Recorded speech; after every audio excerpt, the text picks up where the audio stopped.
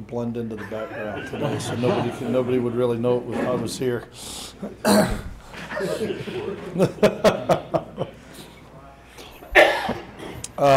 Just starting with a couple statements. To close up last week, I was sitting in the post game, really proud of the focus and the concentration and the way those players went into that game last week. I just think it shows a lot about our senior leadership and the upperclassmen and the returning starters and the maturity of this football team going in for our starters to go out and play the way that they did and execute at a really high level. We talked about it before. It wasn't about an FCS. It wasn't about a team that you were better than or trying to play over your head on. It was about us going and playing our game, and you keep hearing that battle cry from a lot of our players because it's been one of the battle cries that we've had in the entire offseason.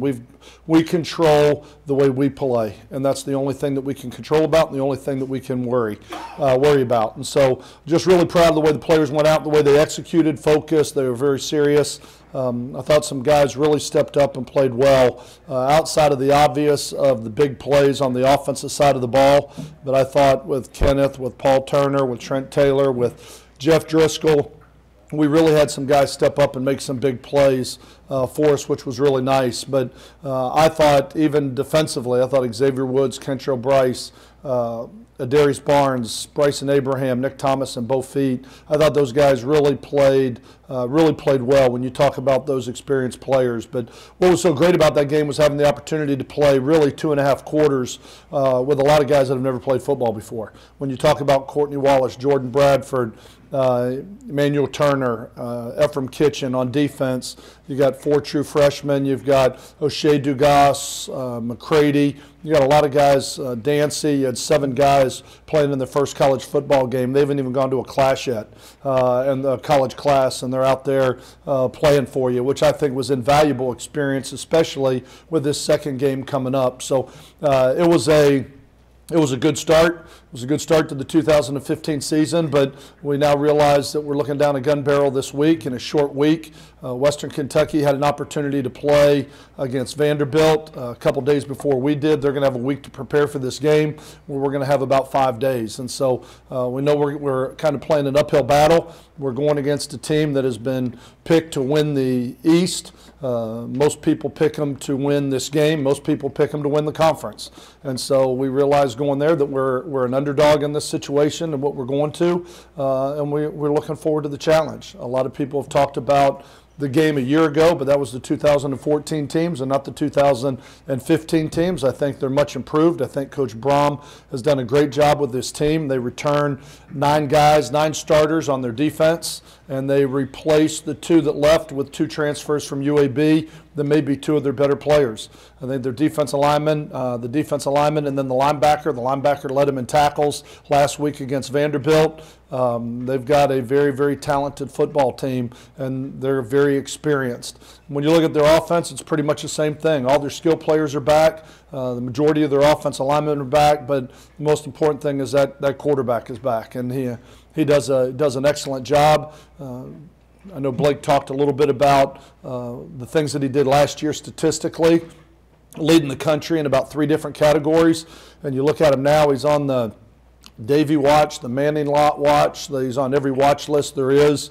Walter Camp, he's on every watch list there is for a football player. And he's certainly deserving of those credits because of the things that he's accomplished and the type of player that he is on the football field. So great challenge for us as an offense, as a defense, and as a kicking game walking into this game.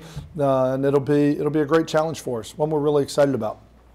Skip, obviously Saturday night you did what you were supposed to do, and that was beat a different opponent, but I can't help but think, with all due respect to Southern, you guys weren't peeking at some of the Western Kentucky tape already, knowing you had a short week. If not, because obviously it makes your focus a lot tighter, knowing you only got 5 days.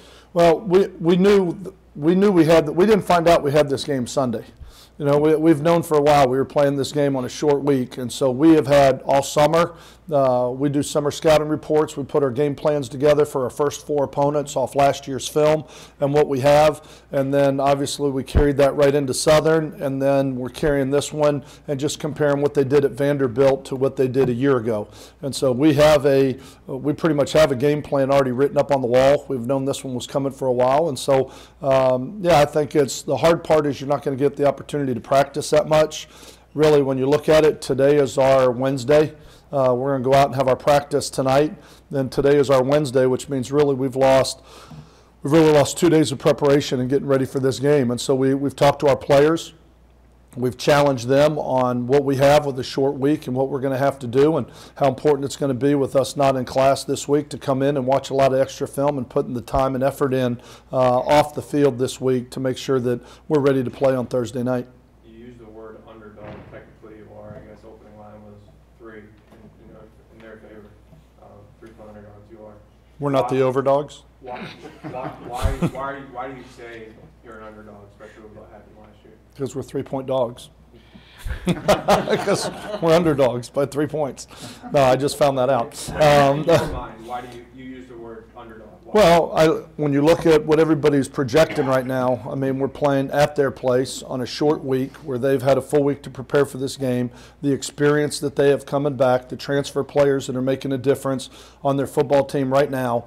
But I think when you look at what this team has done offensively and defensively, the success they've had, I believe they've now won 6 in a row.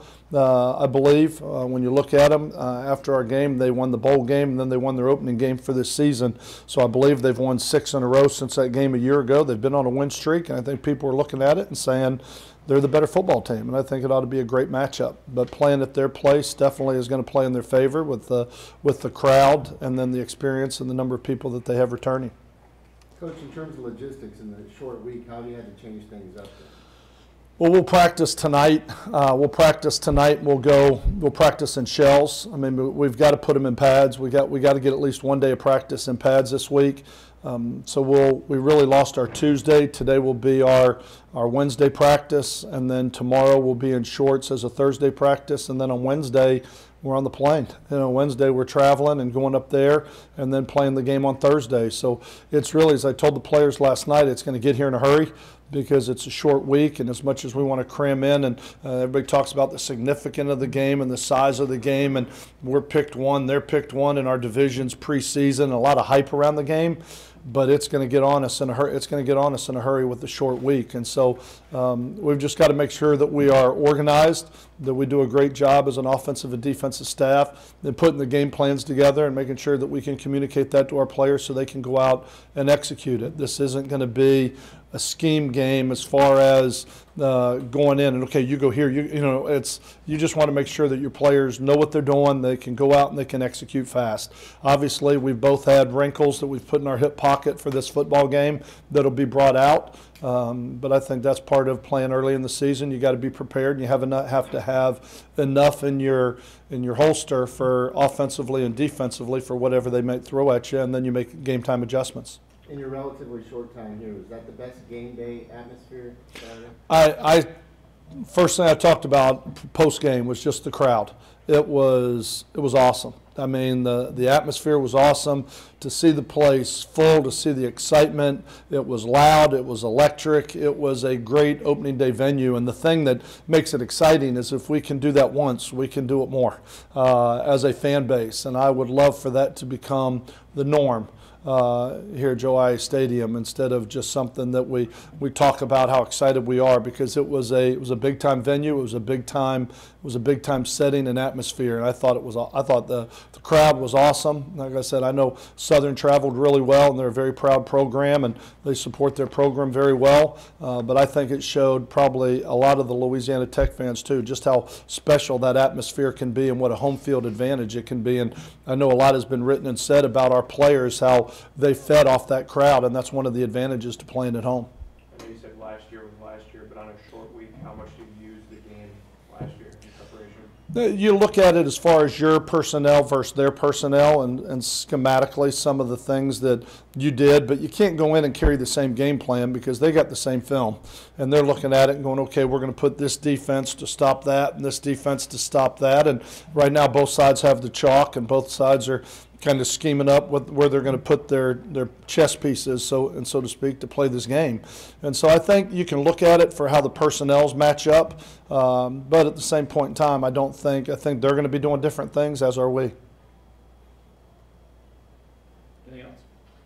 Happy Labor Day to everybody. I know this is a holiday, and so happy Labor Day, and we appreciate everybody being here on a holiday to cover the press conference. Carlos didn't have much of an impact. I know I'm expecting him to play a major role. I'm expecting him to play a major role. He was in a full hand cast, to play. Very limited with how well he could catch the ball with the cast that he had on it, but they really wanted to protect it. He went back there and had one kickoff return. We got the ball in his hand, but he he didn't feel like he could catch the ball very well with the restrictive cast. He wasn't very happy about it. He wanted to play, but as the medical team has talked about how important it was just to protect some of the things that happened with the surgery. But I think that cast will get smaller and smaller as time goes on, and he will play a much bigger role in this game than he did last week. And I had planned on playing him a little bit in that game, but when we got off to an early lead and had 17 points right out of the chute, I felt pretty good that, let's just rest him and save him for another week.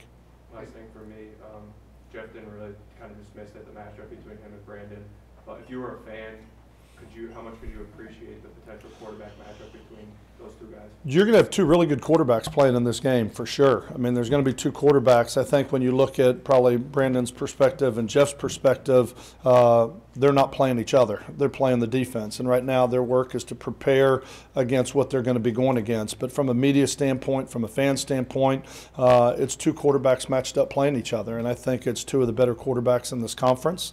I think it's two of the better quarterbacks in the country. And I think it ought to make for a very exciting game from a fan standpoint.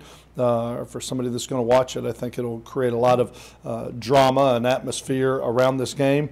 But for the two quarterbacks, they're going to be focused on the other side of the ball.